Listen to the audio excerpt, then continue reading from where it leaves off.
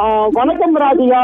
மதுரையில் இந்த தமிழக முதலமைச்சர் பல்வேறு நிகழ்ச்சியில் கலந்து கொள்கிறார். அதுபோல் இது காலை 10 மணிக்கு வரும் தமிழக முதல்வர் முதலாக காலை 11 மணிக்கு என்காட் தகவல் தொழில்நுட்ப பூங்காவை வடபழஞ்சில் அமைக்கப்பட்டுள்ள பினாக்கில் இன்ஃபோடெக் நிறுவனத்தின் திறன் மேம்பாட்டு கட்டிடத்தை திறந்து வைக்கிறார். அதன் பின்பாக தமுக மைதானம் அருகே அமைக்கப்பட்ட நெடுஞ்சாலைத்துறை மற்றும் சிறு துறைமுக சார்பாக நடத்தப்பட்ட கிட்டத்தட்ட 213 கோடி 80 லட்சம் ரூபாய் மதிப்பில் கட்டப்பட்டுள்ள நேதாஜி சுபாஷ் சந்திரபோஸ் என்ற பெயரிடப்பட்ட பாலத்தை திறந்து வைக்கிறார்.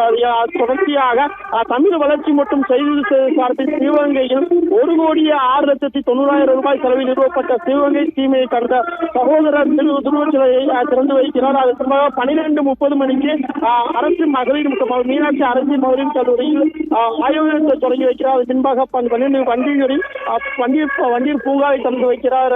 அது தொடர்ச்சியாக அரசு விழாக்கள் முடிவடைகிறது. இன்று மாலை அதாவது உத்தங்குடி பகுதியில் முகவர்களுக்கான ஆலோசனை கூட்டம் நடைபெறுகிறது.